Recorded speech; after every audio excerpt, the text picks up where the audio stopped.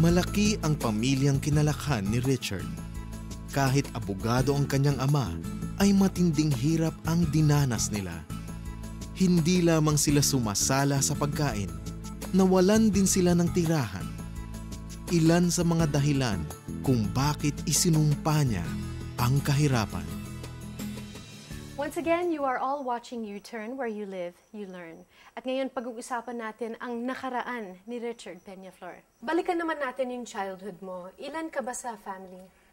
We are 5 plus 7 minus 2 minus 1. Okay. Kasi ganito yan eh. 5 yung first family ng father ko. 5 sila doon, tapos 2 na yung namatay. Tapos sa amin, 7 kami, tapos 1 na namatay. Wow. Doon sa 7 na yun, I'm 4th in the family, so middle child. Middle child ako. So, ever since na ipinanganak ka, naghihirap na kayo? As I recall it, parang ganun eh. Kasi yung father ko is a lawyer. Lawyer naman siya. Lawyer siya. Pero yung lawyer na during that time, hindi siya pasado ng bar exam, but they're allowed to practice by the Supreme Court since siguro they have the capacity. Tapos that time siguro ina-allow ng Supreme Court yun. Pero being a lawyer, it doesn't suffice yung family needs namin eh. Like, there was a time also in my life na ako yung taga-type ng petition paper nila, ng mga affidavit. Tapos nung hiningian ng father ko yung mga kliyente niya, mostly yung mga client niya, galing sa companies na natatanggal. So you would expect wala rin silang mga pera. So nung hiningian niya ng pang-file, binigyan ng 10 pesos. So parang nainis ako. Ang ginawa ko, minura ko sila.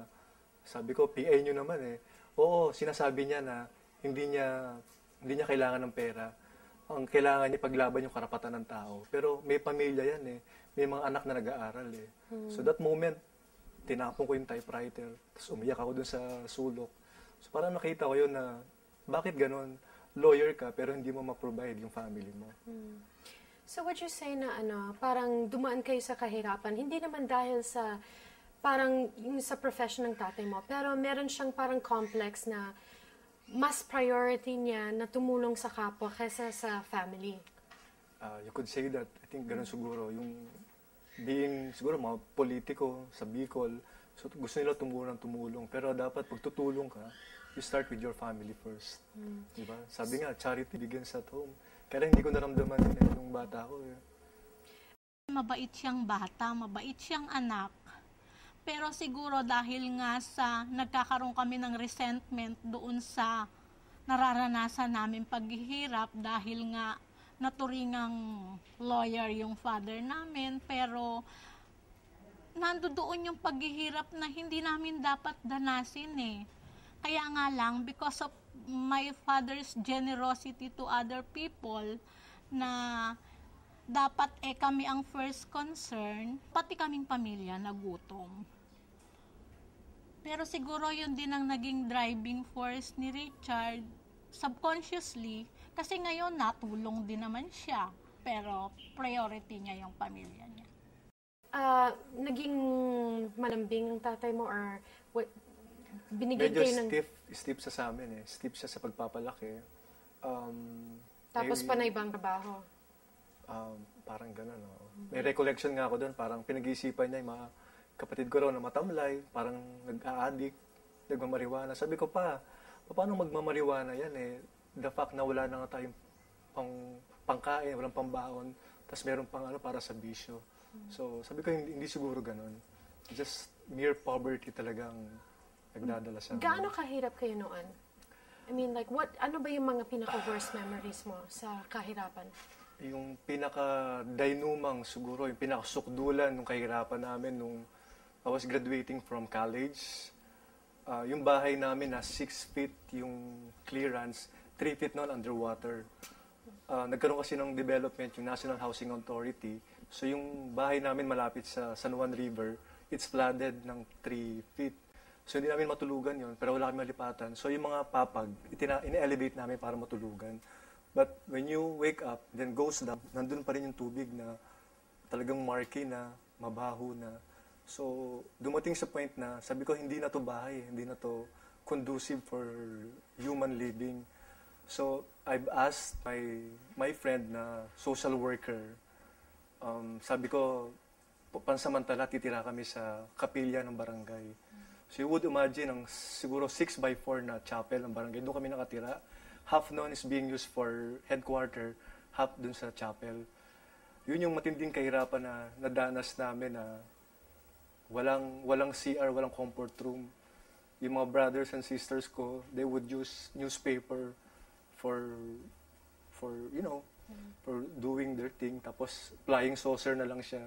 Itatapon niya, nililipad. And then, yung pansamantala na yun, umabot ng 1 year.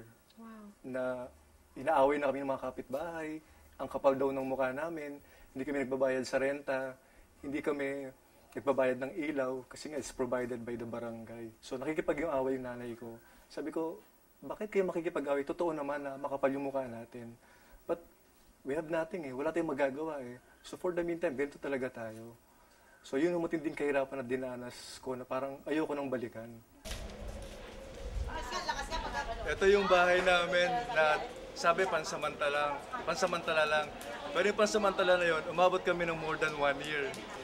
Libre bahay, libre tubig, libre ang ilaw. Courtesy ito na Sister Aida, yung social worker. Ito, ganito kalaki. Kasya kaming 6 na magkakapatid, tatay ko, nanay ko, plus yung mga pamangkin. So at least, masaya ako na na-experience ko yung ganito na pinanggalingan namin. At least ngayon alam ko na kung paano yung gumawa ng paraan para makahawin ka sa kahirapan. Binlame mo ba yung tatay mo sa kahirapan niya? Hindi ko masabi right now kung binlame ko siya, pero Noon, na-blame mo siya noon. nag-iisip lang ako nun. Parang sinabi ko, bakit naghihirap kami compared sa mga kaibigan ko na sila okay naman. Considering lawyer yung father mo, bakit kami ganito? So, merong Hindi mo mga ba questions. Kinwestiyon mo ba yung prinsipyo niya na parang mas gustuhin pa niyang tumulong sa kapwa kesa sa pamilya? Actually, I did question that principle and nilabanan ko yun Parang sa akin, sinabi ko sa sarili ko na okay lang ako magkaroon ng prinsipyo, pero kung makakasira sa family ko at hindi naman sa makakatulong, I can break my principles. So, siguro in a way, nagrebelde ako nung pinapakuha niya ako ng law or political science para daw sumunod ako sa kanya. Sabi ko pa, hindi. Ayokong mag-law, ayokong matulad sa inyo. Gusto ko kumuha ako ng course na yayaman ako at saka kayong pag-aralin yung sarili ko. Siguro that's the rebellion na nakita ko sa sarili ko. So, saan ba nag-umpisa yung rebellion? Dito mismo or mga earlier stages meron? Siguro during my puberty stage, 13, 14, 15, kasi nakukompare mo na yung sarili mo with your classmates, with your friends. So, may mga questions dun sa mind mo. And then, may parang merong songs na laging umukil-kil sa mind ko. Yun yung, isinusumpa ko yung kahirapan. Parang there was a song na, isinusumpa ko ang kahirapan, gagawin ang lahat upang magtagumpay. Kasi parang yun yung sobra na ayoko na ng ganito. It's not helping us. 6 or 7 kayo sa family, tapos ang dami-dami yung mag-aaral. And then, baon mo, 2 piso lang. You will start 7 o'clock in the morning, mag-end ka ng 4 or 5 o'clock in the afternoon. Kakain ka, pagdating mo lang sa bahay, wala kang lunch. So that time, nagkaroon ako ng ulcer. Until now, nag-graduate yun into a colon cancer. So, dumating din sa punto na kumakain kayo once a day lang? Yeah. Meron naman siguro kasi I remember nung bata ako, namumulat ako sa palengke ng mga kamoting kahoy. Yung mga matitigas na part, inaalis yun ng mga tindero So, pinupulot ko yun, nabalatan namin, and then niluluto namin, ilalagyan ng And then, kanin, sometimes yung ulam doon, mantika or asin, or sometimes kape. Yung kape namin, magsasangag ka ng rice, ng bigas, tapos gagawin mo siyang coffee. Yun yung coffee namin, hindi yung binibili na coffee. It's the rice coffee na tinututong mo yun, sinusunog mo para magkaroon ka ng kape. So, ganun yung buhay namin before. And hindi ko alam kung hanggang saan tumagal yun. Richard, ang dami mo palang naranasan na paghihirap. Pag-usapan pa natin yan sa pagbabalik ng U-Turn. Where you live, you learn. kung sumuko ako that time, hindi ako magiging ganito. Tapos after nun, I landed in good companies.